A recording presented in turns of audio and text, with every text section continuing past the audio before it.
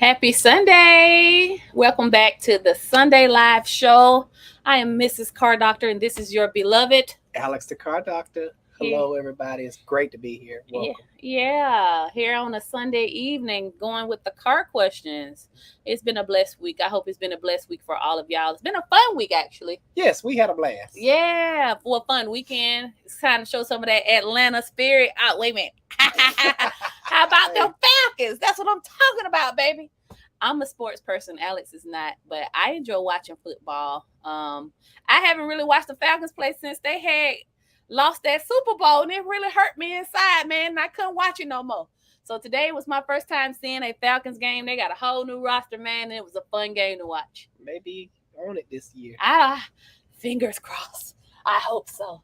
And then we went to our very first soccer game. Now that was exciting. Oh, Man. them folks was crunk. We didn't know what was going on in that soccer Atlanta game. been showing out just period. We beat Miami 5-2, and we don't know nothing about soccer, but our sons love soccer, and they're fans of Lionel Messi, who signed with Miami, but he didn't play, which is the reason why we bought tickets. But we still had a great time.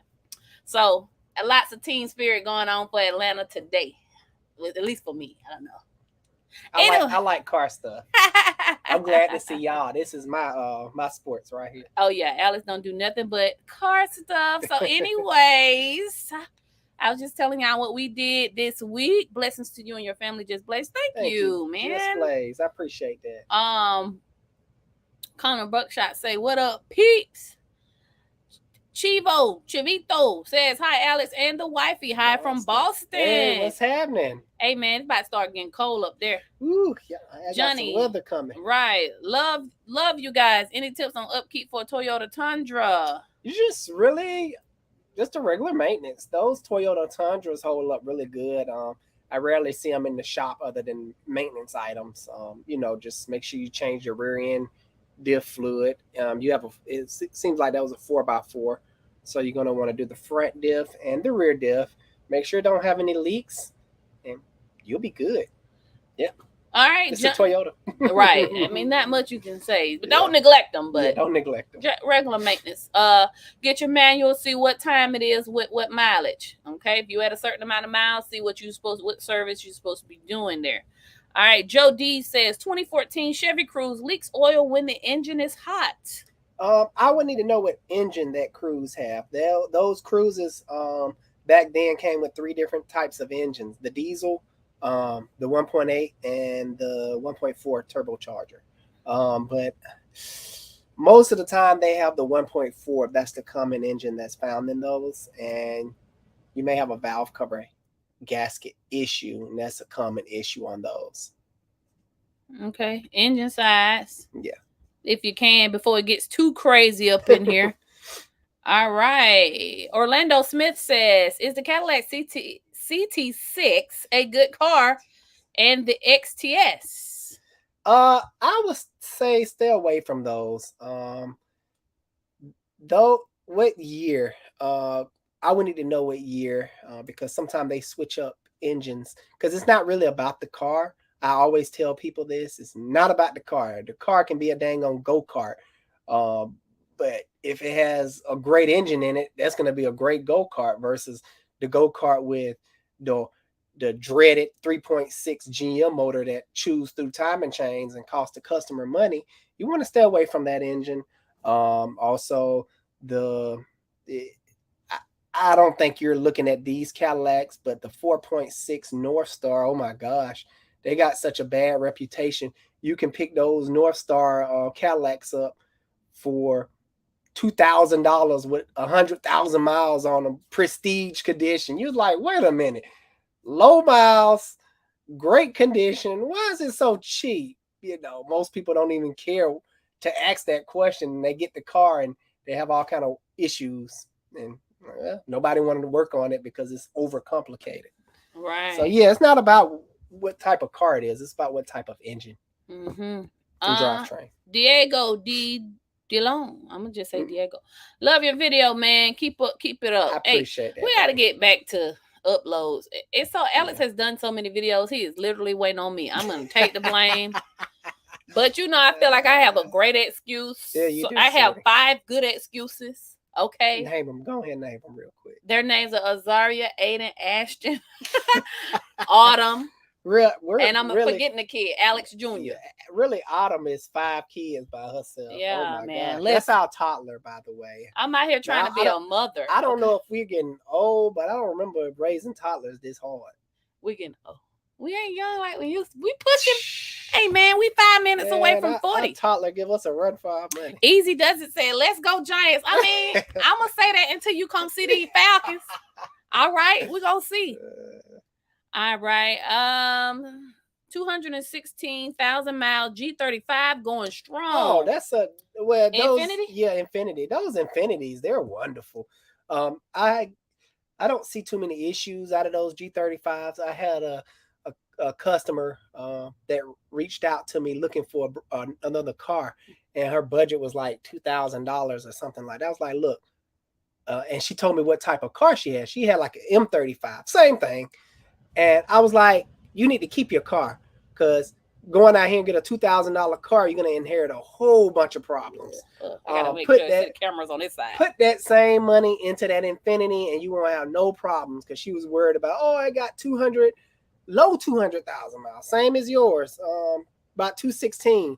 And I was like, those cars are good for 300,000-400,000 miles easily. She just had the wrong person working on. You know, we don't really work on those a lot. Really, a lot of Infiniti. Really we get a lot of Altimas and Maximas, but not a lot of Infiniti. Another underrated car, I think so, for sure. Oh, that's why we try to buy them, but they be so expensive at the auction, and we do find them, they just be ragged out.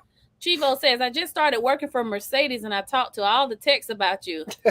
I hope it's good things. Yeah, for sure. Well, shout out to you, man. I hope they treat you right. Yes, and I hope you love the job. And I hope you learn something. Yeah, that's for key. sure. Ryan says, hello, Mr. and Mrs. Car Doctor. I have an 08 Honda Accord 2.4 with 144,000 miles. First of all, thank you for all that information that you see, guys. I got a little ticker. Include the year, make, model, mileage, and your engine size, please, so we won't have to go on to the next one. But he's saying it burns a quart of oil. Half a quart of oil every 500 miles or so. Any fix or ideas for this? Thanks. You either have two issues going on, and I'm pretty sure you know it's burning oil because you don't see anything leaking underneath your car. Everything should look nice and dry, so just double check that. Two ways cars will use oil. Not including head gasket, of course. I'm just talking about normal situations. You will be leaking oil from your valve stem seals. There's valves inside your car and they have seals, and over time they'll just get really dry and stop providing the seal that's necessary to keep the oil out the combustion chamber. Most likely that may be the issue for your particular car, because it is a 08. It seems like it's set up a while, because it only got 144,000 miles for 08 Honda at that. Normally those Hondas around that age, they well in the 200,000 mile range. Also, which I don't believe this is your case, but your oil rings on your pistons could be damaged or something going on with them, worn out. But at that mileage, I don't think so. I think your car just set up mostly all of its life and wasn't really driven. Not a car that's not driven much, the seals, they'll get settled in and get dry and hard, and you'll start having issues with sealing it problems. So I would try this Lucas product called Lucas Oil Stabilizer.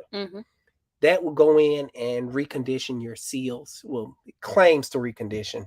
It don't hurt to try, because this repair is expensive, especially when you're talking about burning oil. So, check it out. Let us know how it works out. Forever Ford Garage says, your video series on the 3.6 Pentastar saved my hind parts. That's good looking out, Alex. That's why I do them. I really try to save a lot of people money. This is the only way I can really give back to the community, because once I hit that shop, I gotta go there to make money to provide. I wish I can just help everybody that I see, but I'll be one of these Atlanta people living under a bridge if I did that with no family. You know what grinds my gears the most is when people complain about the video. Don't watch it, baby. It's like millions of other YouTubers you can watch, or better yet, make the video yourself. Show me how. Some dude made me laugh talking about, so what did it do? My wife got mad at him. I'm like, man, forget I'm that trying to fool. learn how to chill, Tell y'all, because myself, as we get more. I need to go to the doctor and take some testosterone. Oh yeah, I was like, say what? Man, My man don't need no testosterone, honey. He's all men. Okay. I love the way God made me. I love Yes. my voice. Jackson Bolt says tips for a new mobile mechanic. Oh, that's a good one. First of all, congratulations. Yes. You're stepping out there and getting your own money. I Mobile mechanic is great. Definitely need to sit down and put your system in place. Mhm. You need to get you a vehicle that can support your needs. I would suggest a van because you can easily lock it up, versus a pickup truck. People will steal stuff out the back of your truck. Mhm. But start with what you got. When we first started mobile mechanicking, when I say we, mean I used to be in the front seat with him. We was like 18 out here in these Atlanta streets, and we had a Nissan 240 SX. And Alex pull up, pop the trunk. We used to charge people pennies to come out and diagnose the car. But anyway, start what you got. If you ain't got that, definitely work up to a vehicle that you can have secure your tools. I'm gonna say from the marketing standpoint, social media, everybody's always looking for a mobile mechanic. There's a mobile mechanic down here that I like called the Pull-Up King. Yeah, he's really cool. He out here, he stay busy. So probably too busy. Right. Oh, for sure. You're going to get too busy if you do good work. And this day of time, your advertisement needs to go like this. Just post what you're doing. Hey, I'm getting ready to pull up on this job.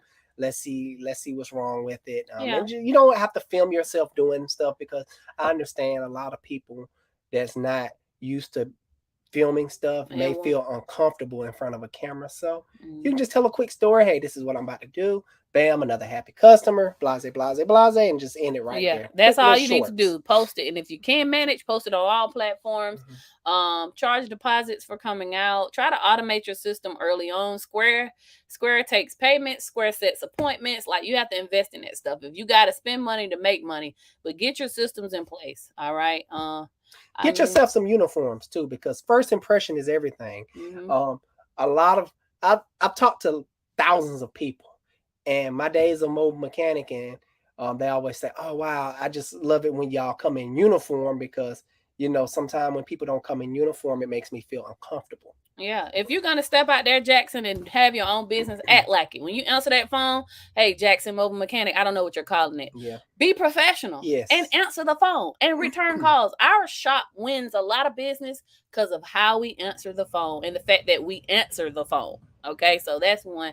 I mean, I can go on and on with the mobile mechanic stuff, but I hope you take those pointers. Just a few. Because if mobile mechanic show up here, he ain't got no teeth, and he stink. And working out of a bag, a duffel bag, I'm like, they be on the crack down here in Atlanta. I'm sorry. He got a drug habit, and he most likely gonna run off on you. Not all the time, but most of the time. You gotta watch yourself. Most of the time, you do have to watch yourself. So set yourself apart. Get you a little polo shirt. They making shirts on Etsy now with your logo. Be professional, but you'll make a lot of money. You will. Good luck to you. Orlando said it's 2018 CT6. That's what he was looking at. Okay. You still stand by what you said? I wish we had that Consumer Report in here. Yeah, I read Consumer Report lately, and I think I have ran across that. I don't even know what that magazine is. I don't know either. If I remember correctly, I don't think it got good scores. It's not good. I think that one has the 4-cylinder turbocharged engine. Look at what Diego said. They used to call those Cadillac North Stars Death Stars. Oh yeah, I've heard that. Exactly. But according to the Consumer Report and according to our experience, I wouldn't even be touching no GM right now. No, GM has really been slipping. Yeah. In my opinion, my professional opinion, because that's all I work on, along with, I know people say I spam. What they say? Dodge. Spam Dodge. We pick on Dodge. Pick on Dodge all the time. We make money off Dodge, that's GM. The only thing I work on. Oh, and Chevy. That's why I said GM. Well, yeah, they is GM. The same GM thing. is Cadillac, Hummer, Saturn. They going on.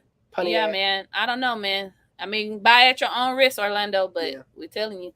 Brian says, my 08 Tundra has the VSC off light blinking, check engine light, and 4 low blinking.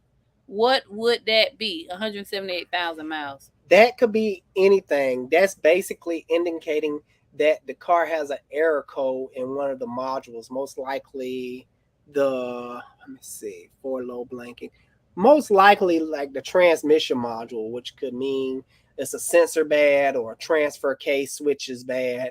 You have to get a good scanner to hook it up and see what the exact code is, and that will point me in the right direction to better guide you. So whoever you have work on the vehicle, they won't take advantage of you. So yeah, I guess good scanners normally run around $200 that'll pull I mean, all but systems. AutoZone won't tell them what the code is. Sometime it will, but sometime it won't. Oh, okay. Because most of the time it's just pulling the ECM, which is Mhm. the engine computer, and it don't really look into the other modules like the body control module, Oh, okay, I got you. ABS control module, things like that. Mhm. So These cars are getting harder to DIY, Yeah. guys. I know on some of the newer cars, you can't even do your own brakes.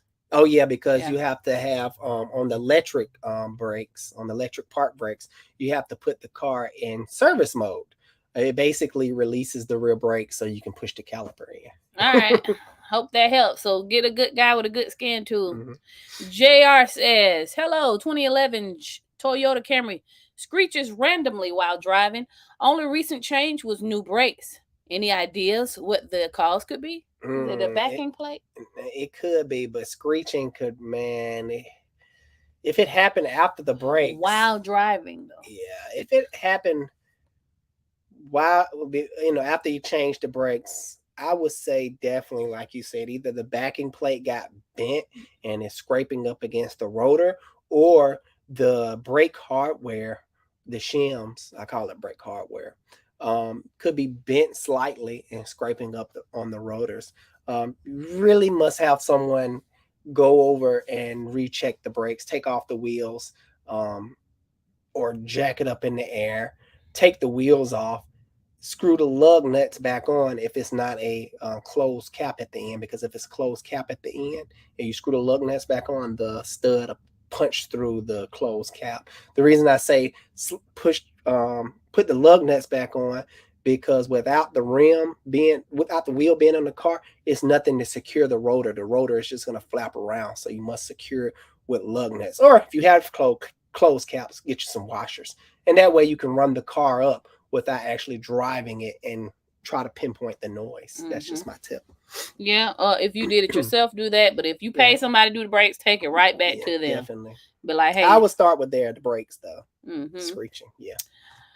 Isadora. Oh, that's such a nice name. We know somebody named Yeah, no, Isadora. that's why I said that. It's 70,000 miles on a 2012 SUV. A good buy for $14,000. It depends on what depends on what SUV you got. And then too, guys, I'm gonna tell you something I tell a lot of, because I'm a licensed dealer. I hate to be redundant, but some people on here are new. I'm getting that, so I have to repeat things. When I sell a car, okay, and I noticed a lot of people want to get low miles.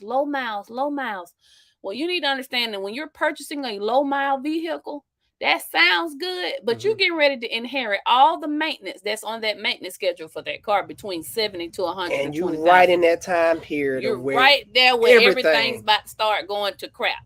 So not necessarily crap, but you're about to inherit a whole bunch of maintenance, heavy maintenance repair items like full tune-up, belts. Check this, belts, yeah, timing belts if it has a timing belt. Everything happens between 70 to 110 or something like that. So you need to research whatever vehicle that is and say, okay, when is the most of the maintenance due, just by simply Googling the help me out manual and send it. They used to tell you, I haven't looked in the manual, but you can call your local dealership. Just like, hey, I'm coming in, what mileage, what is due at this mileage? But a lot of times we our mindset is so focused on low miles, but a lot of people trade their car in at 70,000 miles so they won't have to do the maintenance. Those be the smart people. Then here you come buying it, and bam, you hit with all this, and now all of a sudden it's a horrible car. Not saying that's a bad thing, but most people that know better, it has nothing to do with smart. Let me take that back. Nothing to do with smart, dumb, or anything like that. Most people that know better, they'll buy a car or lease a car, and around 60, 70, they would just trade it in, like my wife said, because they've looked at that book and they was like, oh, heck no, I'm not doing all this. Right. After then I called the dealership talking about it'll be $4 or $5 grand to bring your car back up to speed. And they looking like, No, thank you. Taking it straight to the dealership, getting something new, and they'll just keep repeating that cycle. And here you come, not knowing any better, getting this car with these miles, and you either one, you're going to not do all the maintenance items and find that car on the side of the road at around 120, 130, and you're like, oh, I bought a piece of junk. Well, no, you just didn't do the maintenance on it. Or two, you're gonna have to spend that type of money to bring it back up. Yeah, so keep that in mind. Even though Mr. Isidore, we don't know what SUV. Yeah, I would have to know the SUV. It's a lot goes into buying an SUV, depending on your area, everything. And then Kelly Blue Book it, man. It's a free app. Just type in the year, make, model, mileage, and see what the fair purchase price is, and that also will let you know and help you with negotiating in case they got the car price too high. This response right here is for Brian's 0800 with the VSE light.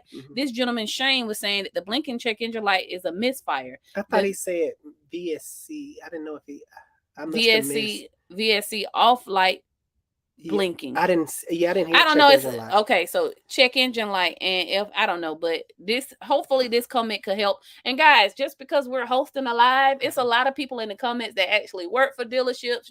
We had a Mercedes guy in here earlier, so we help. Hey, chip in with the information because we don't know everything. We're a family. I like to call it. Yeah. So Shane, everybody in here to help people. Right. The blinking check engine light is a misfire. The VSC light comes on with the check engine light, but the 4 low light might be a separate problem. It depends. Toyota is funny, but yes, with Toyota, if something go wrong, it's gonna trigger other lights to flicker off and go crazy like Subaru. I'm a Subaru, big time Subaru tech back in the day, and when the check engine light triggered, it triggered something else. But I can't remember right now. Toyota, it's all Japanese stuff, so it's similar. All right, so thank you for that comment, Shane. And any Toyota techs that may be watching, comment. Help your brother out. Help him out. Andrew says, keep that M35 and just check and change their oil. Absolutely. M35 is great. And the G35s. Jean said, good evening. Check engine light on my plate for dinner. Hey, Jean. You know what? Jean be at most of the live since we started doing it. Family right there. Cameron says, I'm looking to sell in my WAV 2016 Dodge Grand Caravan because of cylinder 4 misfire that I can't get to go away. I know what year 2016. I know those had bad cylinder head issues. You have to give me some more information. Is it Pentastar? Most likely it's a Grand Caravan. Could it be lifters? They call it misfire. It will, but I would need more information. Mileage, things that he's changed. Have you checked the injectors? I've seen bad injectors on those, but worst case scenario, bad cylinder head. See, back when I was growing up, Grandma had a misfire. Spark plugs and wires, baby. Yeah, that's all it was. That was it. But now it's kind of like, no, you have a whole bunch of different issues going on. Gerard says, hello, hope you're well. I have a 2011 Toyota Camry 2.5, 220,000 miles that started randomly screeching while driving. Oh, okay. We answered that guy already. Shane says, if it's using oil, also check the PCV system. Thank you. I forgot about that. It's late, guys. So that's all right.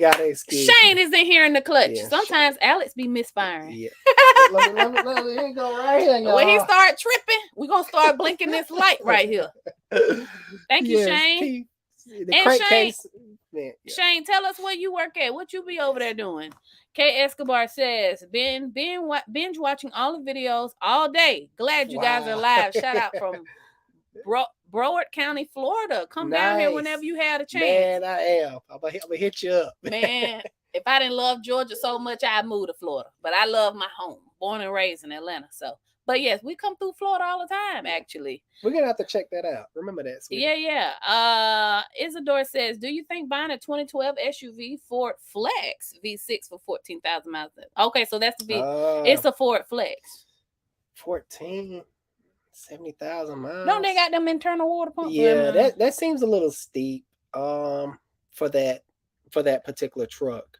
Let me see. I wouldn't pay 14 grand for that. I'd pay more like 8 grand. It's a 2012. Let's see what Kelly Blue Book says. So all-wheel drive. Now, I do like their drivetrain. Their drivetrain is really good. It should be the 3.5 in that. They've been known to make it up to 200,000-300,000 miles. The only thing you have to look out for, they do have internal water pumps, and when they go, that repair is going to cost you around $2,000 or so, just to change a water pump. Because the correct way to do it is go in and change the chains along with the water pump, not just the water pump. So that's how the now I don't know if it's I don't Wow. know what trim it is, but I but just typed still, in SE. I said $8,000. Look at that, y'all. I don't know if you can see that. Bam, Come on and it showed focus. through fair purchase price. It's about $8,000. 9, but what? Well, fair purchase Let's price. go to the highest trim. Did you go to the highest trim? Okay, let's Worst see. case scenario. Let me go back. Oh, there you go. You messed it up. Titanium. Yeah, let's go to titanium. Still, I still wouldn't pay that much for that. Okay, unless it's the titanium trim, then you right on target. Oh, let me see. That's how much you need to be paying for that car at that mileage. Now we are in Atlanta, so I don't know. You might, I heard prices are higher in Florida and California. So, but down here, that's about if you getting the top of the line trim. That's every option. Yeah, pretty much. Yeah. So hopefully, be wary, because these dealerships are funny sometimes. They'll sell you something for this trim level, but it'd be like a base model. I'm like, what the heck? Fluffy Mexicanic. This is my favorite. Yeah, YouTuber. this dude here, I love him. Y'all go check out his channel. Yeah, go man. Show him some That's love. the Nissan man right there. He said, dang, Alex was working on Nissan. Good-ish, Alex. Yes, we work on everything, Fluff. Everything. That's the thing with me, guys. That's why sometimes I grow a brain fart, because I don't specialize in just one vehicle. I work on a wide variety of vehicles, and sometimes they can be a little difficult to sometimes remember stuff and remember the process of certain things. But for the most part, on Friday, I think we had 2 Chevys, a Dodge, and a Tundra, all in the shop at one time. So we had to, keep him on his toes. Mar says, I like Alex the car doctor. Oh, man, I appreciate that. We like you too, man. Thank you for coming to the live. Probably a failed rocker arm might have damaged the camshaft if he's talking about the Chrysler, the van. Could have been. Yeah. I wouldn't doubt it, because I've seen that, and they will misfire. And most people, I've had people say to my customers, oh, they supposed to tick like that. I'm like, yeah, with people suggesting that to my customers, I'm pretty sure he's probably riding around with a noise that he thought was normal. Right. We have done lifters and rockers on a couple of minivans. Yeah, it's the same. We do them more on it's the Pentastar. Yeah, I know, but we do more so on the Dodge Journeys and Challengers and Chargers. Yeah, I don't know why. Durangos. I guess people don't really fool with us with minivans. But vans are not that popular. Every time a van come in, it's an older person. You're right, and they drive really. They be driving like grandmas and grandpas, like they are. And yeah, you're right. Chibo said, I did mobile mechanic, posted my service on Marketplace, and Mercedes reached out to me. What? That's what's up. Hey, you know what? I'm gonna try to steal that strategy, because I need me another guy at the shop. And but you know what though, Chibo?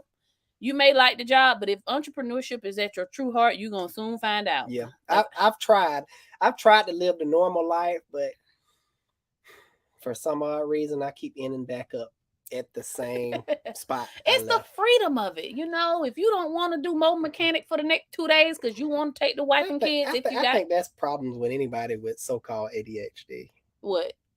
Issues with staying at a job. Yeah, I don't know. We know somebody that can't hold down a job. But it depends. I would just talk about, man, you gotta stay at this job. Oh yeah. But it's about y'all get bored easily though. That's another thing. And that's another reason I work on a wide variety of cars. I just can't settle for just one brand. I want to touch them all. They almost sound like the Pokemon things. So. Gotta catch them all. Gotta touch them all. Gotta touch them all. Fluffy said, man, it used to feel awkward when first getting in front of the camera. Hell, doing the first few live streams is nerve-wracking too. I don't know. It ain't that bad. Well, we had some practice, because we used to do like this couple thing back in the day. On my Facebook, we used to talk about marriage and stuff. I enjoyed that. A lot of people had a questions. I don't know, y'all. I ain't gonna lie. Sometimes when we recording footage for YouTube, I'd be in there like Joe Jackson. I'd be like, cut. I said, do it like this. The whole shop is laughing. They just shake their head because, like, sometimes we have to do 37 cuts because he can't get his words right. So that's why I let his word jumbling, some of it stay in the videos because it's authentically who he is. So, you know, whatever. I speak through my hands. Right. Ooh. Turn the wrenches. Yeah. All right. You won't see that jumbling. Lakes Automotive Diagnostics say, hey, y'all. Hey, Hey, what's going on, Lakes? Lakes? What about other favorite people? Yeah, Fluffy is here. Yes, Andrew Fluffy is in the building. Yes, he is. Mark says, I buy and sell cars myself, but some customers are hard to deal with. Listen, what I tell them when they sit down, baby, you don't have to buy this car. I want you to be completely comfortable with this transaction and understand that you're buying this car as is. Before they leave my seat, they're going to hear as is at least 60 times. My wife don't play the radio. Because I know that me and my husband put a lot into that car. And like I tell people, ma'am, it's about 30,000 parts on this car. All I can fix is what I catch is when I have it. After you leave off today, it's your problem. Now we are fair people though. Yeah, it's fair. Now if it's an issue, we don't say, oh yeah, as is, we golden. No, if something happens like, you know, that's weird, or if I just touch something, prime example, our Navigator. Oh my gosh, the Navigator for hell. It didn't want to leave us. It was my personal truck for years. And so right before I sold it, I was like, I'm gonna put a timing chain on it. It had the 5.4 Triton. Because I drove around with years with a bad timing chain. And when I opened it up, I was like, man, this is ridiculous. I shouldn't have did this. The guys all falling apart. I'm like, I took my family around the world with this thing. Because if we would have broke down, I would have been mad. So anywho, make a long story short, sold the truck. Couple of weeks later, the truck come back for timing chain problems. Like, it's a new freaking timing chain. But my rule of thumb when selling a car, if my mechanic touched it last and it's giving you problems, and it's that problem again, I'll fix it. Yeah. But if it's a new problem, hey, it's your car, sir, ma'am. That's the caveat to buying a used car. I can't change out everything. I won't make any money. So you just got to get comfortable of what you're selling and stand on your business. But if it's on you, fix it though, because that's good business. Yeah, you know, and people will remember that. We've gained many customers from that. We got customers that don't want to leave us alone to this day because we're like, hey man, you know, go ahead. Find another car. Got that for sale. They won't. They stick around. Shane says, I really appreciate what you're doing. I've been a tech for 30 plus years. Wow, and I see shops ripping people off all the time. Jeez. Give us honest guys a bad rap. Yes, this industry is like, it's hard because we're fighting to do a good job, to not rip people off, but then you got the other side of the industry. It's kind of like good and evil. Yeah, this industry is like definitely good and evil. That's the only thing I can say. There are some people out there that will take 30 plus years. Shout out to that, man. It's time for you to come on, man. Shane, come on and go on a cruise with me, baby. 30 years. It's time to relax. Catch me on the Mardi Gras this year. Yes, we are going. Oh, okay. You can't barely see us. But this question said, Andrew says these vehicles are expensive to maintain and repair due to the EcoBoost all-wheel drive, and it's a flex. Oh, he's talking to my guy Jay. Was it JR was talking about that flex? Yeah, somebody talking about the flex. Was Isidore. So Isidore, listen to Andrew, what he's saying. He said due to the EcoBoost and all-wheel drive, and it's a flex.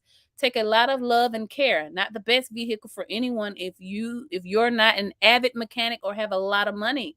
I suggest having like $5,000 in the bank at all times for repairs and maintenance. Check out Flex Owners Enthusiast Group or Flex Owner 2.0 group on Facebook. Also check out FordFlex.net. And to piggyback off of what he said, everybody should have a car emergency fund because it's not if your car is going to break down, it's when. Don't be surprised. It's going to. I don't care what kind of car it is. Good information. But I really appreciate that. Shout out to you, Andrew. I think I've seen his name a lot on the comments on the Facebook videos. But like I said, you're awesome, buddy. You guys chime in. You know what I'm saying? It's a community. I mean, we're the ones hosting live, but it's some experienced people out there that can add their 2 cents. Probably a lot better than me. Right, absolutely. They probably specialize in a particular vehicle versus me. I'm like, I do it all. Right. So thank you, Andrew, for that. And feel free to comment going forward. DG says 2008 Lexus IS 460, 180,000 miles, shuddering low RPMs. Now, I'm no transmission expert, but from my understanding, with the transmissions, automatic transmissions, I'm pretty sure it's automatic. You're starting to have transmission failure, It's and more noticeable. yeah, Words more noticeable on slight grade uphill. you're gonna. What I would suggest is consult a transmission expert because if you don't have no check engine light, if the check engine light is not on or flashing, because a flashing check engine light is most likely a misfire, mostly all the time. That can cause a shuddery feeling. But if you don't have that, most likely it's coming from your transmission, that the gears are, not holding properly. But consult a transmission expert. He'll be able to better guide you on how to fix that. Me, I'm just going to tell you to try to dump some Lucas transmission stop slip in there. And if you don't have a lot of money, but if you have the money to fix it, always fix the problem and not band-aid the problem by putting mechanic in a bottle in your car. But hey, guys, I've been there. I know how it is not having a lot of money in your bank account and you still need your vehicle to make it from A to B. So by all means, try it if you're in that situation, because man, we've used it a lot over the years. We understand the struggle. yeah. Don't let the YouTube and the shop fool you, honey. We gotta budget our pennies like everybody else. Eduardo says, good evening. I have an 08 GMC Sierra with 5.3, 280,000 miles. Wow. Started off changing valve stem seals, then the springs. I have a dropped lifter. Do I need to replace the valley pan if doing lifters now? You don't have to touch the valley pan. You can leave that. You're talking about the valley pan. You can leave that covered up. You don't even have to remove that. But it's wise because I do believe that truck has the DOD system, and it's recommended to change that valley pan, which contains the solenoids for the DOD system. Unless you have it deleted, then you don't have to worry about that. But no, the heads have to come off if you drop the valve. Drop the lifter. I have a drop lifter. Oh, I see what you're saying now. Yeah, just you have to pull up the heads. The valley pan can stay in place, but I recommend changing it. So do what's recommended since you're in there anyway. Or go in and delete the system and put your mean cam in there or Truck Norris cam. Hey man, you can't do that. It's the law. What is you doing? What are you misfiring right now? Yeah, you're right, guys. Andrew, never mind. Don't do that. Don't do that. It's the law. Help. Don't do that. Andrew Franklin says, I'm a master Ford Flex mechanic in my own right. He must own one. So listen to him. Listen to him. Got great experience. Everybody, it says, GM, what you think about the 2.7? Run. GM. What the 2.7 Chrysler engine? That's the only one I know of. The GM don't have 2.7? GM. I don't recall a GM having a 2.7. I have to. Yeah, you got to school me on that one. I only know of the 4-cylinder 2.0s, the 1.8s, the 1.4s, the 2.5s, 3.6, 5. All the LS motors. Yeah, the 2.7s. I'm not familiar with that engine. Look at everybody excited because Fluffy in here. I'm telling you, Fluffy. Yeah, Fluffy is he'll star. Man, we're trying to catch up to him. All right, Mig6 says, 08 Acadia, rack and pinion just replaced making grinding noise when turning. Should I bleed it of air or just replace it? He said he just replaced it. Yeah, 08 Acadia. You may have a defective part, especially if you did the proper bleeding procedures. Proper bleeding procedures on most GMs is lift the front wheels up off the ground and turn it back and forth. It's very important that you lift the wheels up off the ground to keep the pressure off the system while you're trying to bleed it. So hopefully you did that procedure. And also did you flush the power steering system? Because that's also important. A lot of the parts, when you buy the part, it tells you that in the box. You have to flush it. So, or you could have had a bad power steering pump. Normally, when a rack comes in my shop, if the power steering pump is old and haven't been changed, I would normally change that with the rack and pinion. I just normally change it. That way I won't contaminate the new rack and pinion with any metal shavings that the old power steering pump may be sending through the system. So if you did all of that properly, then there are some chances that you bought the part out the store and it's messed up. That's why they give you a warranty. So take it back. And unfortunately, you have to switch it out again yourself if you did the labor. Which is a pain in the butt. Right. Isadora says, appreciate the info. No problem. I hope that Shane and everybody that come in and Andrew and everybody that helped you to guide you in the right direction. Making the right purchasing decision there. Liz Bone says, do you know, based on your experience, the best minivan to buy? Brand new or should I get used? I would go used. The best vans I've had experience with is the old Chrysler Dodge Caravans with the 3.8. Oh my gosh, those engines were bulletproof, man. Mm-hmm. If you can find whatever has the 3.8 in it. I don't know when. I think they stopped making the 3.8 back in 10 or 09. 2010. Yeah, 2020. Yeah, 2010. If you can find a one of those vans with the 3.8 in it, you should be able to find one really reasonable and cheap versus the Toyota and Honda. Guys, I don't know if I told you, I'm just about to stop mentioning Toyota and Honda because if you're asking me what's a good budget van, that's not even in your mind thought because you know it's going to be expensive. Well, okay, the top tier is the Toyota Sienna. Yeah. And the Honda with the Odyssey. Yeah, the Odyssey. But them things we talking some of this. We talking money. and if it is old, it's clapped out. You're talking about 300,000-400,000 miles on it, but it's still going to be running, but you may potentially be buying an issue. If you can afford that, those are your top two right there. If you cannot, the 3.8 with the Chrysler Dodge, they stopped in 2011. And those are some nice vans. Nice van. They got work on them much. Stow and go, all those nice features. Mm-hmm. So I'm selling a 2010 with 200,000 miles on it. You know that black one I got? Yeah. Mm-hmm. It has the 4-liter. That's a good engine too. 3.3? No, it's the 4-liter. What's that? It is I call it the Big Brother Charger engine back in the day. Charger was running a 3.5. Okay, yeah. It was timing belt driven, but they had a bigger brother engine of that is the 4-liter, and they used it in a wide variety of their Chrysler vehicle lineups. And I like that engine. I didn't see too many issues out of that particular motor. Only issue I saw is people neglecting the timing belt and the timing belt pop, destroying the engine. Well, bending the valves, not necessarily destroying. Toyota, Honda, if you got the moolah. Mm-hmm. If not, the Dodge Chrysler lineup with the 3.8. I wouldn't even look at Kia. Please don't. Let's not even start that rabbit hole. Liz, honey. Liz, I don't know if it's a woman or a man, but those are our top picks for you. I mean, if I wasn't so bougie, I would get me a minivan. Because I have a lot of kids, but you know, I'm just used to whipping an SUV. I'm sorry. Easy Does It says looking for a truck for sale. I don't have nothing, but hey, man, if y'all selling a truck, y'all get that Easy Does It.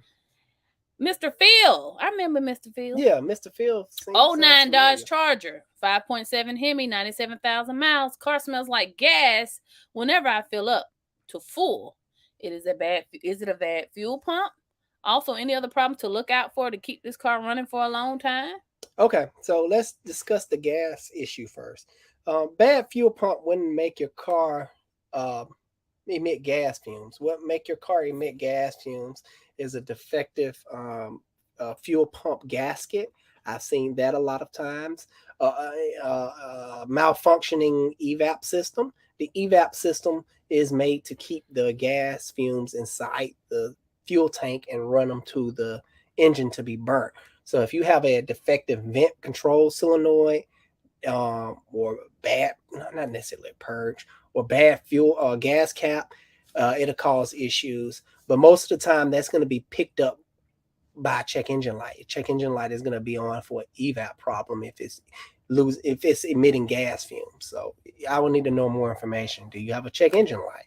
Also, how to keep this thing running is just use very good quality oil, high quality oil. And you at 97,000 miles, so you're ready for a tune-up. Those 16 spark plugs is gonna bite you in the butt, and they're very expensive. Make sure you use the correct ones. That was gonna say, don't go in there. Don't go up in there buying no auto light, Mr. Yeah, oh my Phil. gosh, don't Okay? please don't Get do that. the OE, Which OE is stuff. champion for that particular engine. Yeah, for sure. Hope that helps. Isn't that gas? Isn't it that fuel pump under the back seat? No, it's under the bed. It's a Ooh. pickup truck. No, he said Charger. Yeah, man. Oh shoot, well, same thing. Same thing. But his fuel pump is under. Yes, it's under the back seat. So don't let nobody charge you an arm and a leg for that. Yeah, it's really easy to change those.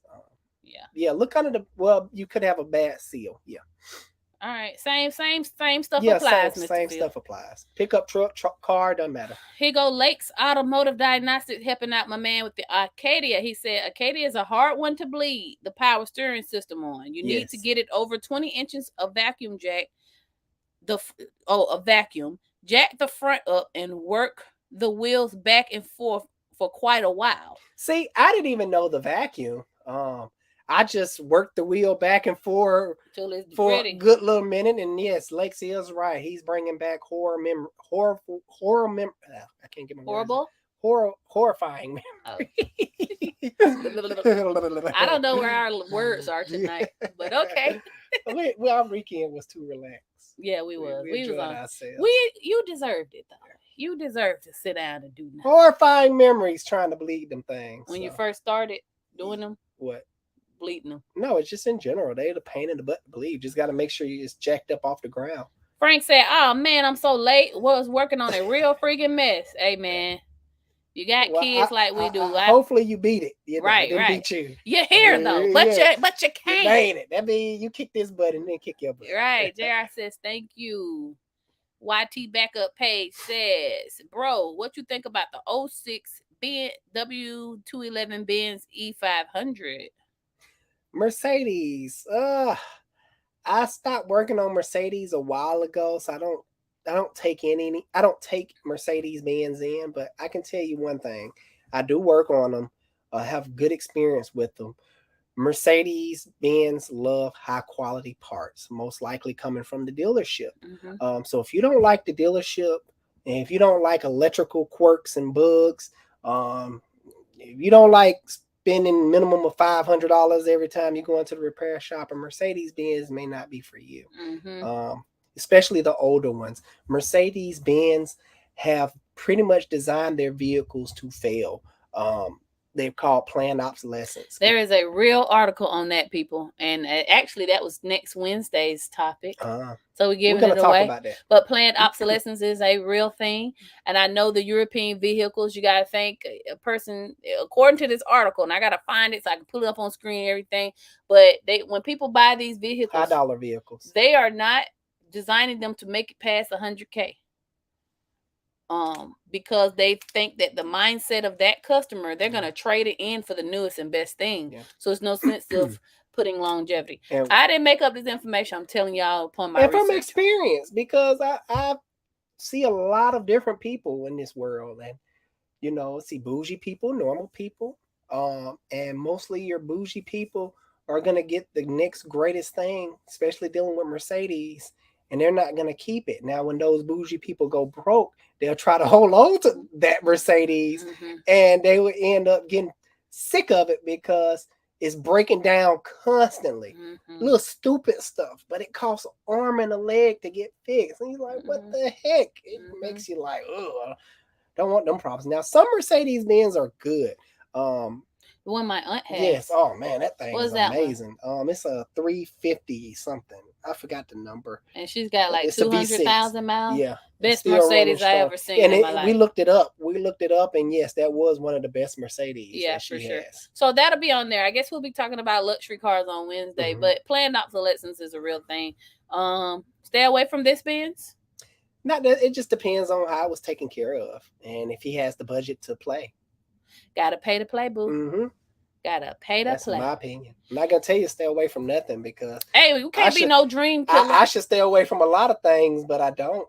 I got project cars and a 73 tow truck that I'm got plans for. That I'm trying to get him to sell. You know what? Let's go on. I don't need Isadore, appreciate the info. I'm a new follower, but really appreciate your information. Thank you for following. We're here to help as much as we can.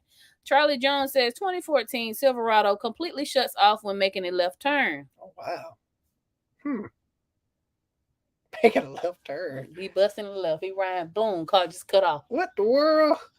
You either have a loose connection somewhere that's grounding out every time you make a left, something shifts and it grounds out on a piece of metal, probably worn out wire, and it just shuts the whole car electrical system down. And once it stabilizes, it moves back in the correct spot and you're able to crank it up.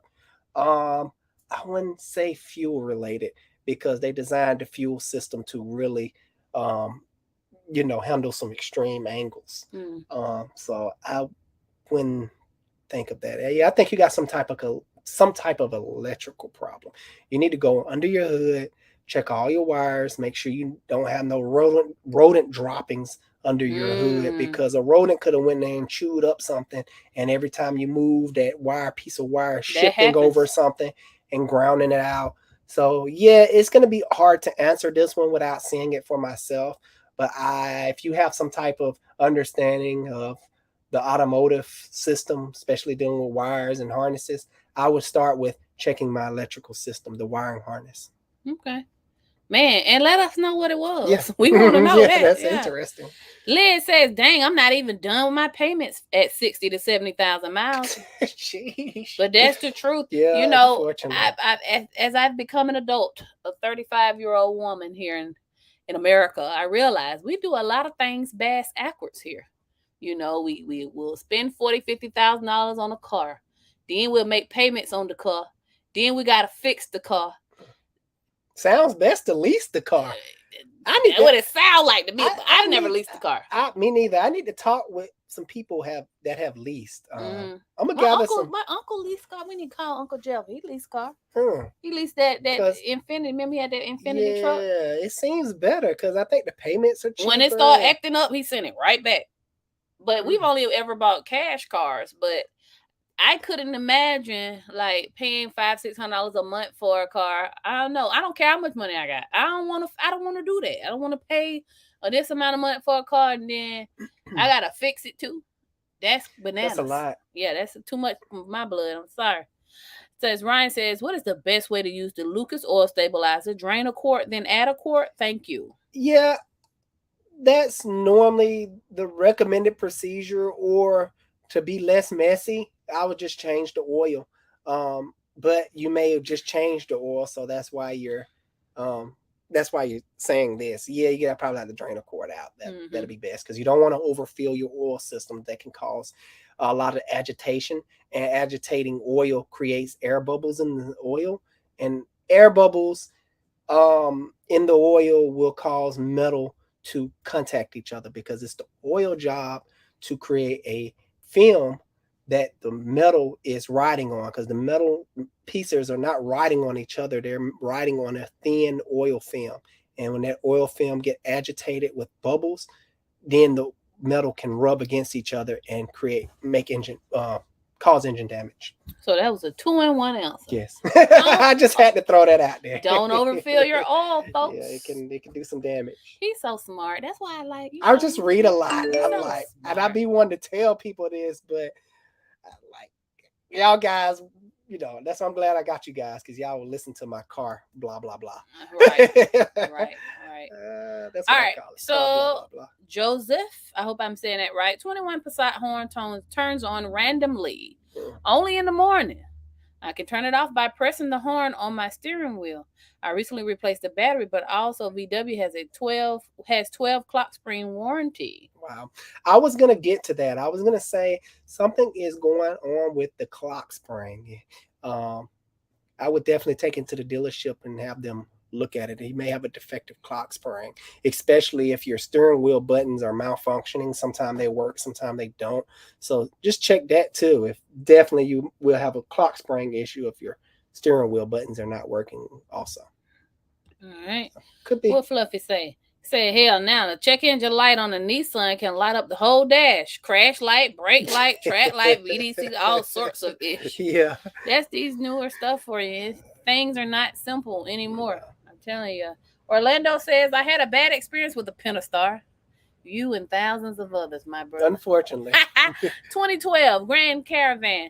With 130,000 miles, the Dodge dealer said we need a new cylinder for 5,000. Is that reasonable? Gosh. Why they say you need a new cylinder? New cylinder head or cylinder? Probably cylinder head. But why?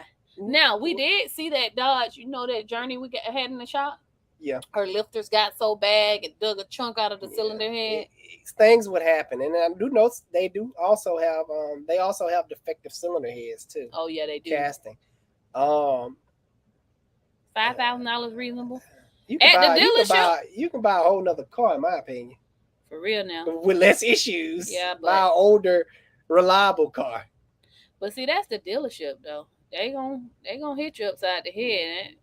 You know, of course, probably if you visit like a local shop, it sounds reasonable for a dealership. I would need more information. Yeah. To better determine what is being charged out for. But I'm interested to know, why do you need a new head? Like, yeah, what did they tell you? Is it just what their little head ticks or whatever? Frank says, Dr. Ellis, I have a fun one for you. 09 Impala. The man had the engine installed, runs but problems. Had a battery, spread acid everywhere. No crank cylinder, mouth all over the place. Geez, so battery acid really corrodes everything. In my opinion, I've seen this happen before. In my opinion, you're gonna have to unplug everything, check every wire. It's almost easier to buy a whole nother wiring harness if that battery acid wasn't cleaned up right away as soon as it sprayed all over the place, because that could be ugly. It can corrode stuff and cause issues, electric issues out the wazoo. That's almost worse than a flooded car. Which we're gonna have a lot of coming out of Atlanta. My gosh, we had a flood this past week, and them cars was floating downtown, baby. I forgot about that. Stay away from flood cars. Another 2 for 1. Kavanaugh. I hope I said that name right, or Miss Jax. Mr. Jackson. I don't know. It's a pink shirt, but what? I can't see his picture. Kavanaugh says, "What's a tension pulley? Is that the same thing as a serpentine belt?" 2001 Toyota Camry LE 2.2. Okay, guys, this is a good question. He's probably at a shop, and he or she is probably at a shop, and they're trying to sell him a serpentine belt and a tensioner pulley. You must replace those both at the same time, because here you have a belt. Here you have a pulley that's providing tension on that belt to keep it tight. And just over time, those springs will wear out in that tension pulley. So if you go ahead and put a new belt and not replace the tension pulley, you could possibly not have a good bite on that belt, good tension on that belt, wearing out that new belt prematurely. So it's best to do the tension pulley and the belt at the same time, and any idler pulleys you may have in the system. That's my answer for that. Lido says, I have a Toyota Tundra 2008. When I go up a hill, it doesn't go over 50 miles per hour. What's wrong with it? Going up a hill. I would need no more information. You could have several different issues going on with that truck. But what first comes to mind is catalytic converter may be plunged. Catalytic converter is plunged, you will have loss of power in that vehicle. But I would need to know more information. Do you have a check engine light? What are the codes? What's the code description? Because people will give me the codes, but I have to Google them, which I don't mind doing, but I'd rather have the code description. You could have transmission problems. That's a wide thing of, wide. Let's narrow it down if you can, Lido. If you can. Hit me up if I don't get back to you. Hit me up on Instagram. I would love to help you. This goes for everybody on here tonight. I love helping you guys so much that sometimes I take time out of my busy schedule to sit down and try to walk you guys through stuff on Instagram Instant Messenger. The reason I choose that, because y'all can send me videos and specific things I ask for. Take a picture of this, take a picture of that, send me a video of this, things like that. And sometimes he get fussed at. too. Because I'd be like, hey, can I get a little time? Can you diagnose my engine? I got you. Golly. Give me a He be on the phone just talking. I'm like, listen. Can we, you know what I'm saying? Shane says he worked at an independent shop, car care clinic in Brandon, Mississippi. I'm gonna say tech manager for 30 plus years experience. Wow. Man, This guy's the truth. Oh, he been doing this longer than you. Shout out to you, Probably Shane. longer I've been alive. Right. I'm just 35, so yeah, you definitely been doing this longer than I've been alive. Frank says, I love when customers lie to me. He said, it doesn't have any codes. Oh my God. I'm like, come on, dude. Oh, man. Help me help you. That's what I always tell Which is why I tell my crew, because customers don't tell the truth for some reason. Yeah, like, they'll say, well, I wrote you a quote for January, right? It's, what are we in? September now. Oh, I haven't drove the car since you told me it's been sitting in the garage. Get the car in here. I'm looking at the mileage that I documented last time you were here. The mileage now. Baby, you've been driving this car 3,000 miles. Just sit up here lying. This is my favorite lie. So after I had diagnosed the car, did this, they all of a sudden grow a memory and be like, oh yeah, it was doing that. I'm like, why you just could tell me that beforehand? I could have potentially saved you a diagnostic fee. Right. Why she said, if you could get any luxury car or any year, make, model, what would you consider a nice luxury car, or what do you consider a sleeper off the lot?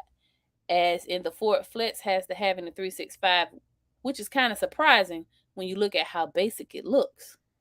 Luxury car. I'm gonna go Lexus because it's Toyota. I'm gonna go Ford truck. Luxury though. That's what the Ford Navigator is. Luxury. Oh, Lincoln Navigator. Yeah, guys, I automatically go to family when I think of anything luxury, because I can't have no nice luxury car right now because I have too many kids. So I automatically got to think big. My wife, she's on that. I need something to drive with no husband, no kids. Yeah, she's on that note, guys. I'm on family. So I would go. When I get my Porsche, y'all ain't getting in it. Not you, not them. But she said sleeper though. Oh. Sleeper wise. I mean, I would always go Lexus though, if I had to do it. But a sleeper, he said if it's not luxury, then sleeper. That Mercedes my aunt has, that's a pretty good Mercedes. Yes, it is. We're gonna have to find the information and post it on here. Yeah. Mercedes. Guys, I really, being in this industry, don't like luxury cars. Made me not really like too many newer cars, period. My idea of a good car, of a good commuter car or good car, fun car in general, is a car I can't afford right now, which is a Ferrari, or the new C8. I really like that because guess what? It looks like a Ferrari because Ferrari had their hands in it. Commuter car wise, I love a good old diesel burner. I'm very practical when it comes to driving. Diesel burns slower. You get great fuel mileage. So the older Jettas. I drive a 2011 VW TDI. That Jetta had issues, but if you bulletproof it, which I have, then you have no issues. If you don't want to bulletproof nothing, you go to the older. Now that's generation. A sleeper. Yes. Oh my God. Line me up, baby. Hey. Yeah. Come on. That thing can take on the V6 Chargers. And have. Yeah. They think they're going somewhere. And I have. I'm gone. Give me you don't want to let me over? Let me go ahead and show. Yeah. They be trying to keep up. Can't do it. Have too much torque. Now let me over. But yeah, that's my little 2 cents. I can't provide much information. Yeah, go with my wife answer, Lexus. Get you a Lexus. That's a sleeper. Most people don't even look at it really. Lexus is like that because I'm just trying to touch me. Yeah, I'm just trying to touch you. Yeah, I mean, I don't think you'll have as many problems as the but I heard though some of the newer Beamers are pretty good. I heard that. I'd have to research it. I'm not in the we'll talk about it on Wednesday when we come talk about planned obsolescence. Frank says I knew then that's when he had been messing with it when the guy was like, I don't have any codes. Frank work on cars too, y'all. YT says, would y'all ever build a project car together? And so what would you have? Body of a Tesla, motor out of a Z06. Now you're talking about now listen, baby. LS. Yeah. Yeah, we some old. See, we grew up in the era where everybody was driving box Chevys and G Well, bikes. that's a LS. Z06, that's a LS. All right, motor. so not the body of a Tesla, even though he's gonna put an LS in a Subaru, but Oh, our yeah. current project car, It's I'm my gonna say Cutlass. our because I'm gonna help out. Is we're putting a LS swap into a 6.2. Cutlass, and it's a 1987. Yes, I dedicate this car to my wife because it's her year. Stitch my name in the I passenger am. side. That way, if you try to get another girl in there, she gonna be like, Shantanice. she gonna be like, who this girl? I'm like, exactly, baby. Slide on that Put front it on seat. the front license plate. Put it on there. The missus. Shantanice. I like it. Shantanice exotic. That's what I'm saying. Even though my daddy probably combined two women's names he was talking to at the time. I don't know. My daddy was a player back in the day. I don't know. Jeff Gwynn says, friends don't let friends buy Chryslers.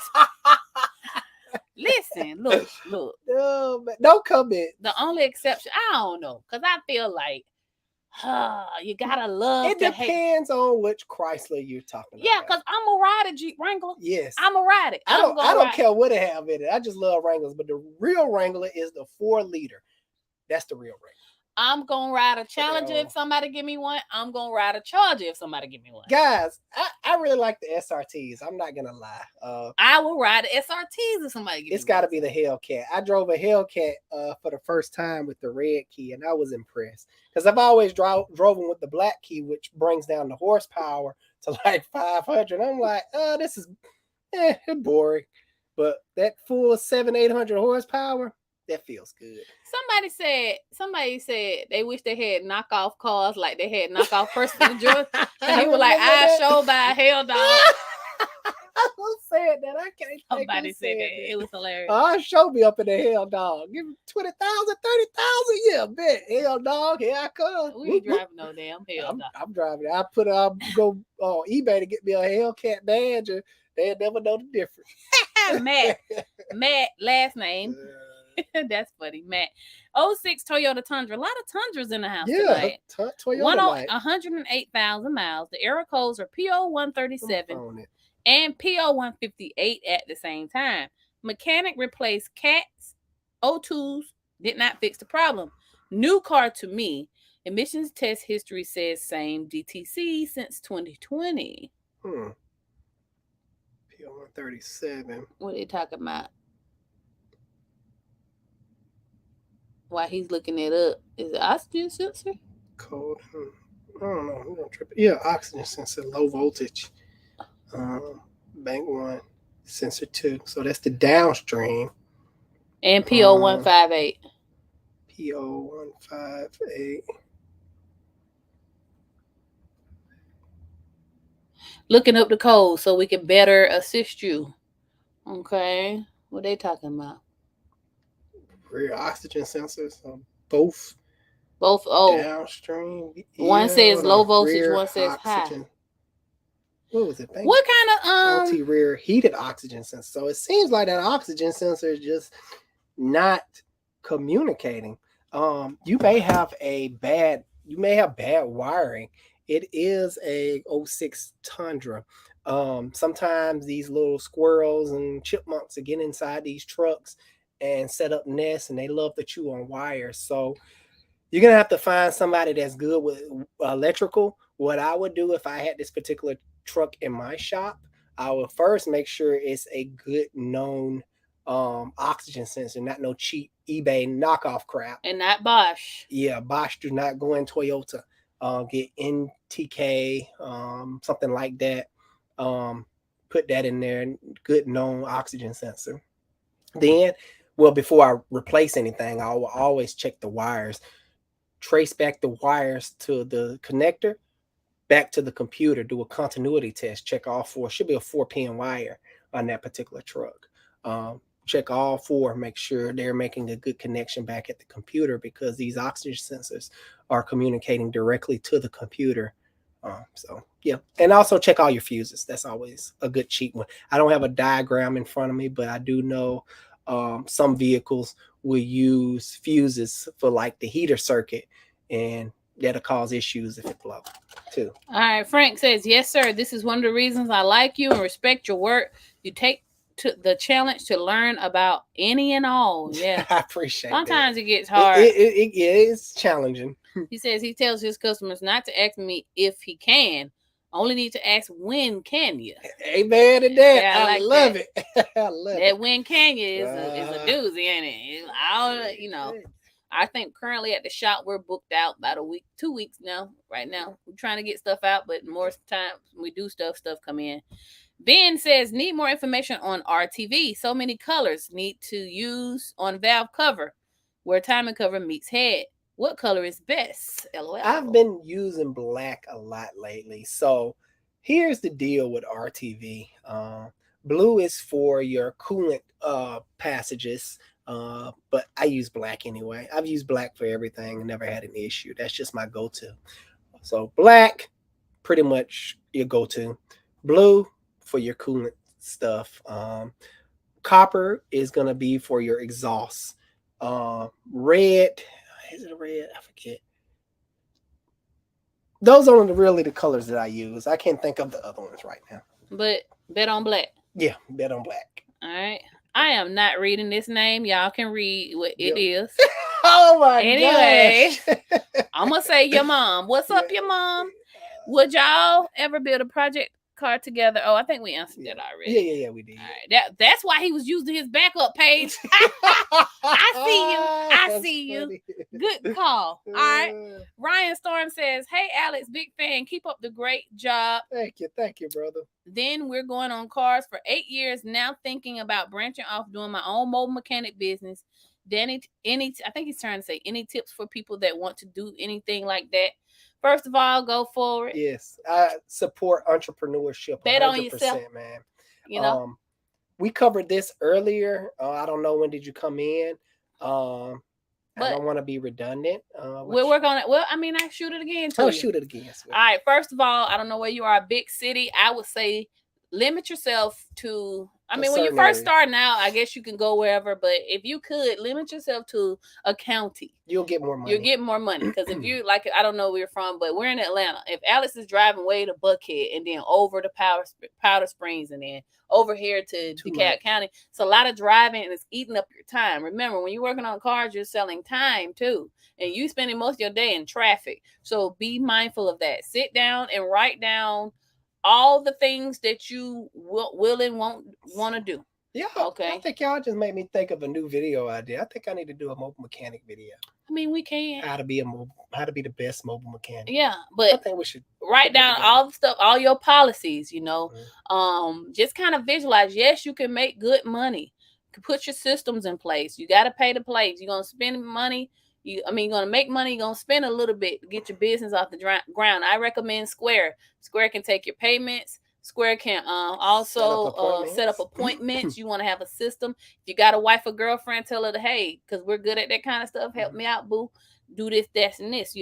Also, too, if you use, and this goes for any business, if you use Square, and I'm talking about the company Square, you automatically get access to Afterpay that lets people pay over time for your services. So say you get out there and quote the customer $700, they don't have it, they can break the payments in 4 by using Afterpay, and that's something helpful. Really helpful. People use Afterpay for everything. And I want to add, make sure you keep it simple. Fast money is the best money. Quick. If it's starting to look like it's gonna take a long time, if it rust everywhere, like, no, what, this is not the job for me. Yeah. Best to take it to a shop. Sorry. All money ain't good money. You want to be out, if you're gonna be out in these streets, it needs to be quick stuff, tune-ups, break stuff, so you can go on to the next job. That's how you make your money. If you tie up your time for 3 days trying to do somebody's engine, making $1,000 when you could have made $1,000 in 2 days doing little simple work. So don't get in over your head.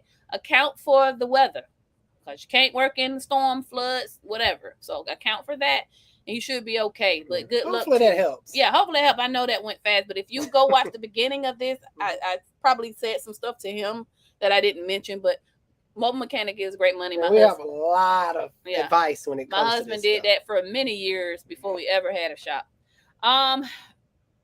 Brighton says, hey guys, if you remember, I have the Flex Fuel Sonoma.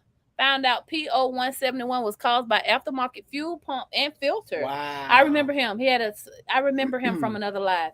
It sounds familiar. It's Check engine light is gone, but now after coming to a complete stop, there is a very small lag when I accelerate, then drive fine. What do you think? Getting correct fuel pressure now, just over PSI. Sonoma, because I was like, it was a 4-cylinder. I forgot which engine was in it. It's very small lag. Still could be fuel related. Well, it could be spark plug related now. Who knows what damage that did to the plugs, or could have caused excessive carbon buildup somewhere that's funny. It could be so many things. That's a hard one to answer. But thank you for following up with. I remember that Sonoma. Yeah, 50 psi is the correct fuel pressure. And because I was trying to think if it his mass airflow sensor was dirty or not, but I don't think that one had one. It's coming back to me slowly, but I can't think. Try to get with us, refresh his memory. I remember, but I didn't know the engine. Yeah. Richard Diaz says hi. Hey, Stan Maddox says, great show, cousin Alex. What are your hours? 9 a.m. to 6 p.m. We take the last car at 4:30 so that we can get your parts there and get you out of there if it's going to be the same day. Hope to see you soon. Fluffy says, industry is cutthroat all the way around. It is. And whatever the one bad shop do, it reflects on all of us who are actually trying to do the right thing. So I'm learning to just take a deep breath and take each case by case, because people come in and don't trust us already. Even though we haven't done anything wrong, and we have to work extra hard to, hey, we're here to help you. We're not here to rip you off and, stuff. That's why I educate my customers. That's why I'm big on education, because I want them to completely understand what's going on with their vehicle prior to me touching it and after I touch it. Thinker outside the box. Hey, he says, what's up, y'all? Hey, what's going on, Good to see you. YT says, well, okay, yeah, he answered that question already. Tony says, love your content, I appreciate Alex. that, Tony. I'm glad you enjoy it, man. Somebody said, my gosh, Shane, you were so right. I've been doing this 43 years. Another person that's been doing it. Oh, yeah, Frank. And there have been too many idiots that I've worked for, but mostly behind. Yeah, people crazy. My hat's off to you, buddy. Yeah, salute to both of you. Yeah. Y'all been doing this longer than Alex. Paul says, CT checking in. I think that's Connecticut. I don't know. Yeah, I think so. Tony says, get the likes up, people. I appreciate this so much. Appreciate the love. What would your dream car consist of? I think we already pretty much answered that one. You said Ferrari. Yeah, Ferrari. I want a Ferrari. That's probably a LS 460, not an IS. They're horrible for that year of vehicle. That's Jeff helping out the previous gentleman. Good.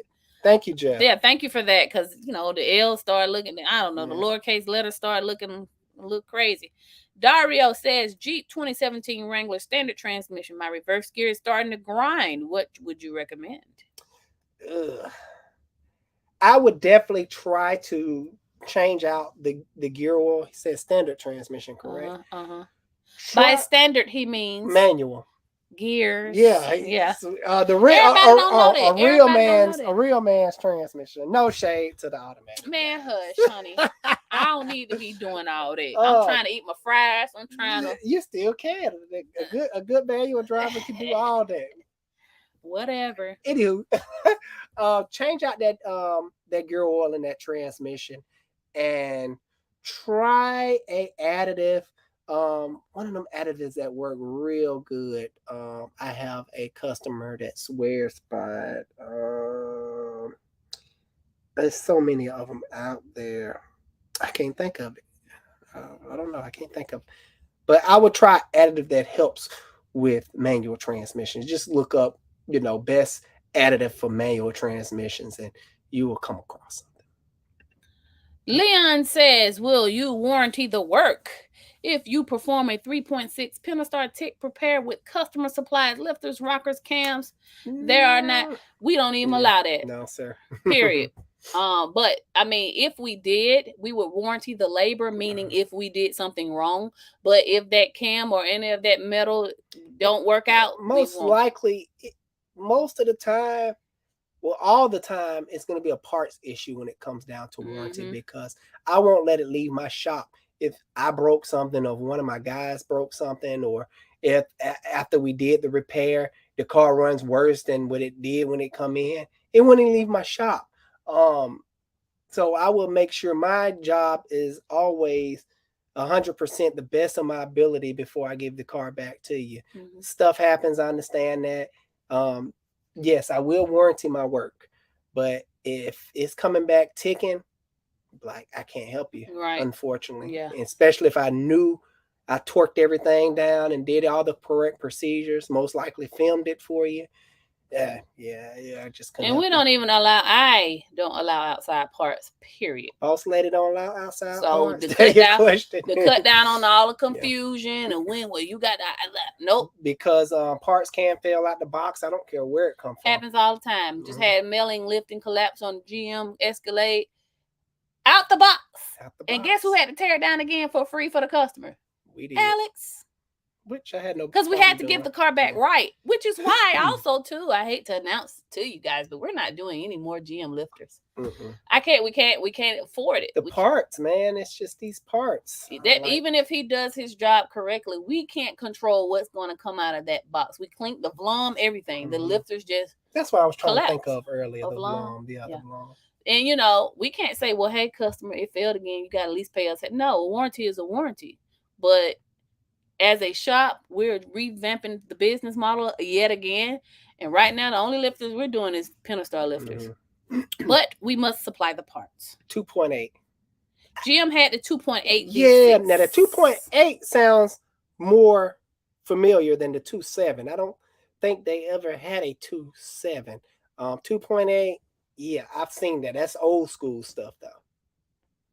Luis Sanchez says, hey, Alex, really enjoy your videos. They're always knowledgeable. Thank you. Took your advice a while back when I was promoted to used car tech.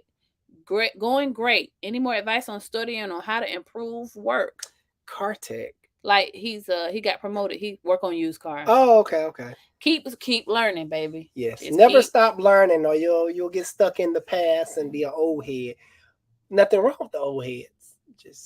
They just work on. They can't go past. Yeah, they can't go past the 99s and they. And then also Luis, give yourself time and nothing like a good teacher like experience, trial and error. So just keep doing what you're doing. Keep doing your best. And I want to say WorldPac, O'Reilly's, all those places like that, they offer classes for techs. Alex takes some of them, hybrid classes and stuff like that. So even stuff I may know, I still go because for a refresher, these guys, some of these guys are like veterans that have been in the industry just like 40 plus years, and they're able to tell me tricks. Like Shane and Frank. They be teaching classes, and I just love hearing from the people with the experience because they teach me stuff. And don't fill up your cup. Yes. Don't pretend you know everything because you never be an empty cup. Yeah. And also, I was just talking about my daughter. Gonna make mistakes. That's part of learning. We're as a human race, we're never ready for anything unless we just jump right into it. Because my daughter was saying, "Oh, why are you putting Autumn on draws and she's just gonna pee on herself?" Because it's part of training. And I had to use the analogy today on her. I'm like, you weren't ready to use the GPS because I'm training her how to drive. And today was a GPS lesson using the GPS and follow directions. I'm not saying nothing. Oh, we got lost left from right. I'm like, you gotta see, this is learning. You're not ready for the GPS. Just like Autumn, you're not ready for underwear. Right, exactly. So just keep doing what you're doing. Try to do your best and let your integrity be everything. Yeah, integrity, everything. If you mess up, say, hey, I messed up. Sorry, and keep moving forward. Don't lie. All right, guys, we're winding down here. We got about 7 more minutes. Mig Sig says, yes, you're right. Flusha, he was talking to the dude with the power steering pump. And you'll get the warranty. DG says, okay, thanks, guys. And Frank, yeah, it could be something like that. I have no slippages on gears, just the shutter. No check engine light. Engine and tranny strong. So hopefully that helps you out, DG. Frank's telling them you're welcome. This guy says, what is your dream car? We already answered that. Ferrari, and I don't have one. I'm driving my dream car, which is a Jetta TDI. Best brand oil for oil consumption, OW20. Breast brand for oil consumption. Mm-hmm. Lucas. What does he mean? Oil maybe the car has an oil issue, and it's consuming oil. So he wants to know what's the best brand to maybe slow that down. And I'm guesstimating because you didn't give me much to go off of, Doug. So yeah, I would need no more information how much oil it's using, because most of these newer cars, it's normal for them to use oil, unfortunately. So I would need to know what kind of car you have. If you're talking about 0-20, this must be a newer vehicle, and newer vehicles is in the manual. It's normal for them to use a certain amount of oil. You just have to figure out how much oil it's using to see if it's an actual problem.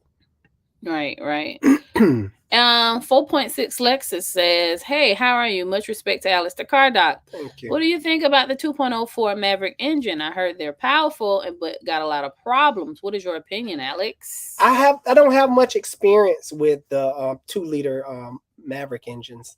I haven't seen them yet, or bothered studying them up. Looking them up. Couldn't get it out. I haven't bothered looking them up. Yeah, it's just I don't see too many of them to give my professional opinion on them.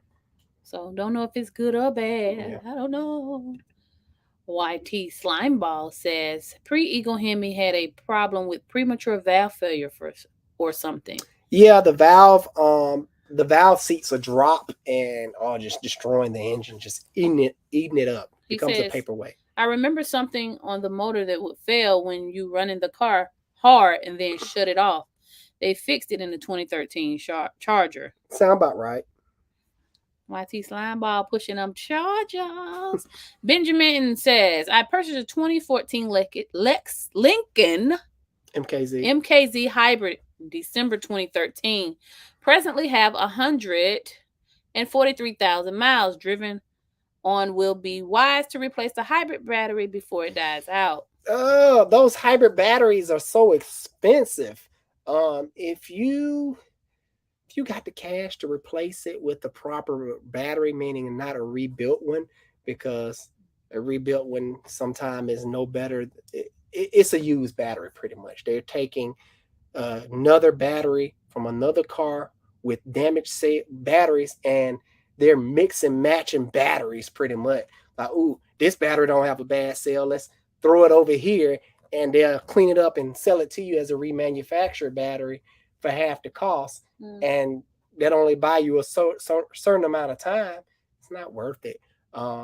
That's why I don't like hybrids, guys, because once those batteries go out, all that money you were saving, thought you were saving, oh yeah, I'm getting 30-40 miles to the gallon because I got a hybrid.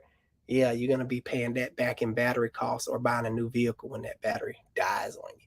So should he replace it before it die out? He said before it die out. If it's working, I wouldn't mess with it. I'll just continue to ride that thing until it actually throws a battery code saying hybrid battery is something with. So it will throw a code. It ain't going to just go out like a regular battery. It'll throw a check engine light code saying something about the hybrid battery, and that's how you know you have bad sales. These cars, computers these days are so smart. They're able to test the batteries. The computer is able to monitor the battery in that hybrid battery and tell you if there's an issue at hand. So if you don't have any check engine lights, I'll just continue to ride it because, once the battery is damaged, they pretty much, the manufacturers think you're going to dispose of the car anyway because they make it so expensive to replace that battery. Do have your money to the side though, in case you want to do that, But if it ain't broke, don't fix it. Yeah. Jeff says, have you seen the Dodge Charger burn a hole in the top of the fuel pump from a weak connection? It will even soak gas up in the seat. Have you seen that? I've seen something like that, not necessarily on a Dodge Charger. I've seen stuff like that though. Alan Lumpkin says, hello, 2.7 in security mode. After changing the computer, what should I do? Dodge Charger 06 Okay, 2.7. so you're going to have to get that computer program to that vehicle. That computer, you just can't just slap a computer in there. It's not plug and play. Depending on where you got the computer from, some computer people that the computer salespersons will offer pre-programming. They'll take your VN and set everything up before they ship it to you. But it sounds like you didn't get that option. You're gonna have to have a guy come out and reprogram that computer to that VN. YT Slimeball says, "Dang, I really want to hear what y'all day, but I don't know if my question even coming through." What do you mean? What kind of day we had? I mean, them Falcons won. What kind of day do I need to have? Roxanne Styles says, I think I know this person. Hey y'all, 2015 Hyundai Azera. I'm gonna just stop right there and look at the camera. But I'm gonna go ahead because them Azeras, Lord have mercy. It says she's got 125,000 some miles on it. Question 1: AC hiss and does not get cold. Will it be costly to fix? Question 2: jerky movements when driving. Would I get a tune-up or get the transmission check? Man, I trade that bad boy in while I still semi-running. Guys, let me tell you, I said this before with these Hyundais and Hondas, Hyundais and Kias. 120,000 miles is like having 200, 300,000 miles on that car. So it's been accelerated. Yeah, you think, 120,000 miles, that's pretty low. No. Not on those. Not on those. You pretty much got 200,000-300,000 miles on that car, and it's time to retire it. Yeah, and when I say, I hate to be mean, but that's just when I read Azera, I was like, baby, get rid of it. But if her AC is hissing and do not get cold, what could that be? It could be low on Freon. It could have a leak. Yeah, you could be low on Freon. Now, I'm not concerned about the AC. That could be an easy fix, but could be expensive too because sometimes AC doing the proper job with the repair on an AC system can be costly. I'm more concerned about the jerky movement. But you may be in a situation where you're still paying on the car, so I gotta consider that too. Yeah, let me know. Any check engine light codes also? And listen, if this who I think it is, message me on Instagram so we can get more information on that, so we can advise you the best. Dan's learning curve says, just got here. Hope you all are keeping your head above water. We doing just fine. I hope you're doing the same over there. Yeah, man. All of you guys. I hope everybody's doing okay. I know we living in crazy times and now it's all kind. Just say, man, you got your health, you got your lungs, you got your life. Just start getting to the basics. But we're out of time, guys. I'm gonna just put these last two because they want to see your 72 tow truck. So go ahead and make y'all really want to see that's I think it's 73. That's Dan and Frank, honey. You know what? I'm gonna do a little video. The tow truck ugly. No, it is I'm not. Just go ahead and say that right now. It's Mater, guys.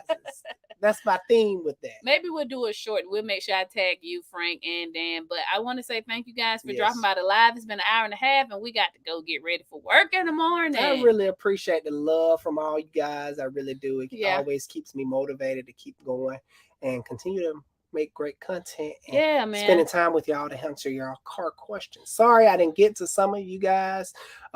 Hit us up Wednesday. We will be back Wednesday at 8. Yeah, Wednesday 8. We talking about stuff. Don't see me there. Beat me there. Alice the car doctor out. We'll see you. Until next time. I took your line. I'm sorry. We'll see y'all on the next one. Love you. Go Falcons. Bye-bye.